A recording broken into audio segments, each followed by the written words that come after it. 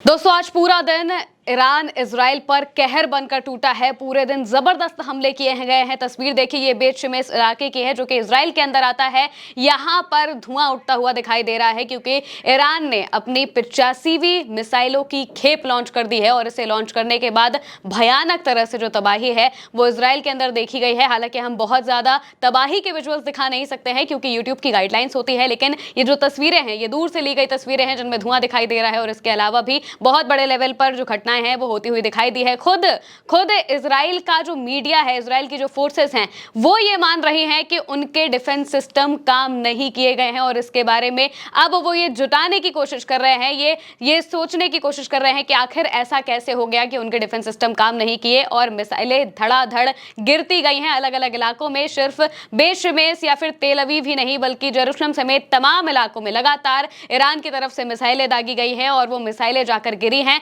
बड़े लेवल पर बताया जा रहा है कि कैजुअल्टीज भी हुई हैं। इजराइल ने खुद माना है कि उसके काफी ज्यादा लोग घायल हुए हैं। खबरें देखिए, टाइम्स ऑफ इजराइल के हवाले से बाकायदा खबर लिखी गई है और इसमें बताया गया है कि several lightly hurt after Iranian missile hits Jerusalem area town, IDF strikes Tehran. इसके बारे में उन्होंने आगे बताया है और साथ ही साथ तेहरान टाइम्स के हवाले से लिखा हुआ है, a site in the Ashdod settlement near occupied Jerusalem was hit resulting in a power outage in the area. यानी कि यहां पर ईरान की मिसाइलों की वजह से अब बिजली भी आना बंद हो चुकी है और बड़े लेवल पर ईरान ने ये जो हमले हैं ये किए हैं। इसके अलावा बेत शिमेश के इलाकों पर भी हमला हुआ है और ये खुद इजराइल टाइम्स के हवाले से लिखा गया है, टाइम्स ऑफ इजराइल के हवाले से लिखा गया है, medics and rescue forces responding to reports of impact in town near Beit Shemesh. बेत शिमेश के पास एक टाउन में हमला हुआ है जहां पर जो इजराइल के सुरक्षा कर्मी हैं वो पहुंचे हैं और वहां पर सारी चीजें देख रहे हैं। लिखा है आगे, medics and rescue forces are responding to report of an impact in the central town of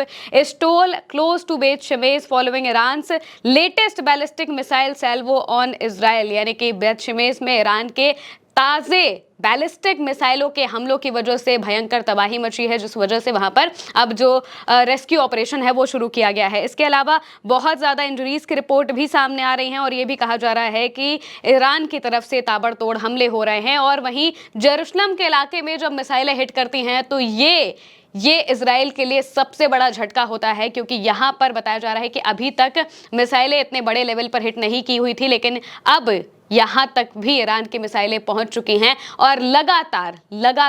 Iran की मिसाइलें पूरे दिन ताबड़तोड़ तरीके से हमले हमें देखने को मिले हैं। वहीं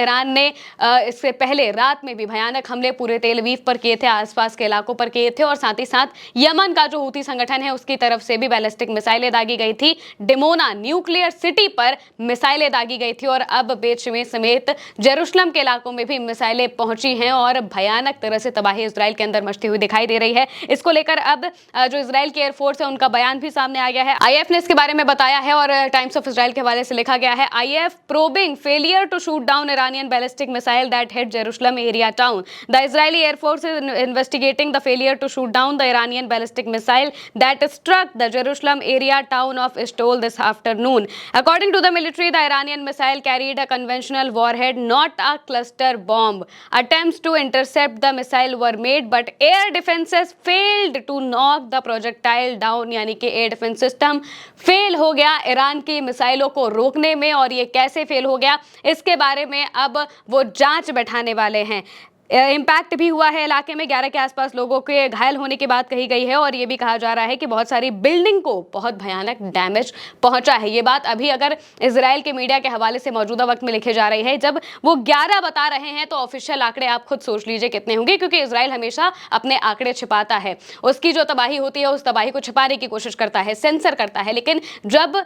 यहाँ पर इतनी बातें बताई जा रही हैं तो इसका मतलब है कि इम्पैक्ट और बड़े लेवल पर हुआ होगा, क्योंकि लगातार ईरान की तरफ से मिसाइलें लगातार पूरे इजराइल को तबाह कर रही हैं और सिर्फ ईरान की तरफ से ही नहीं बल्कि लेबनान में मौजूद हिजबुल्लाह की तरफ से भी और यमन में बैठे हूथी की तरफ से भी मिसाइलें अब इजराइल के ऊपर गिरने लगी हैं और इसी वजह से भयंकर तबाही पूरे इजराइल में देखने को मिल रही है। तबाही इतनी ज़्यादा बढ़ रही है कि इजराइल के लोगों को भाग कर जाना पड़ रहा है और अब तो ये भी कहा जा रहा है कि इजराइल के लोग बगावत करने लगे हैं अपनी ही सरकार से और वहाँ के जो ऑपोजिशन पार्टीज़ हैं वो भी अपनी सरकार पर सवाल उठा रहे हैं कि आखिर उन्हें ये जंग शुरू करने की क्या जरूरत थी अगर वो इसे जीत नहीं सकते थे या फिर वो इसे खत्म नहीं कर सकते थे, और अगर वो अपने देश के लोगों को बचा नहीं पा रहे हैं ईरान की मिसाइलों से तो वो इस जंग में क्यों कूदे। यही बात मौजूदा वक्त में उनसे हर कोई पूछना चाह रहा है, लेकिन कोई जवाब अभी भी नहीं मिल रहा है। और ईरान की मिसाइलों ने ताबड़तोड़ तबाही पूरे इजराइल के अंदर मचाई हुई है। इसके अलावा आसपास के इलाकों में जहां पर अमेरिकी बेस मौजूद हैं उन सब जगहों पर भी जबरदस्त तरीके से ईरान की मिसाइलों ने अपना काम किया है। एक के बाद एक हमले किए गए हैं। यह भी कहा जा रहा है कि अमेरिका के 500 से ज्यादा सैनिक मौजूदा वक्त में मारे जा चुके हैं, और ये दावा खुद IRGC ने किया है। बताया है कि उन्होंने अमेरिका के 500 से ज्यादा सैनिकों को मार गिराया है और बहुत सारे सैनिक अमेरिका के घायल हैं, अपने एयर बेसिस से भाग चुके हैं और आसपास के होटल्स में शरण लेकर रह रहे हैं क्योंकि उनके पास अब रहने को जगह नहीं बची है। अमेरिका के एयर बेसिस इतनी बुरी तरह से मिडिल ईस्ट के अलग अलग इलाकों से तबाह कर दिए गए हैं और डोनाल्ड ट्रंप और सैनिकों को बुलाने की बात कर रहे हैं, लेकिन US के ऑफिशियल्स इस बात को कह रहे हैं कि अगर वो ईरान से और जंग गंभीर करते हैं या फिर जमीनी लड़ाई लड़ने की कोशिश करेंगे तो ये उनके लिए किसी मौत के कुएं जैसा होगा। अब ये देखना होगा कि आखिर ये जंग कहां जाती है। फिलहाल के लिए मेरे यानी कि महिमा के साथ इस खबर में इतना ही। आप देखते रहिए उल्टा चश्मा यूसी।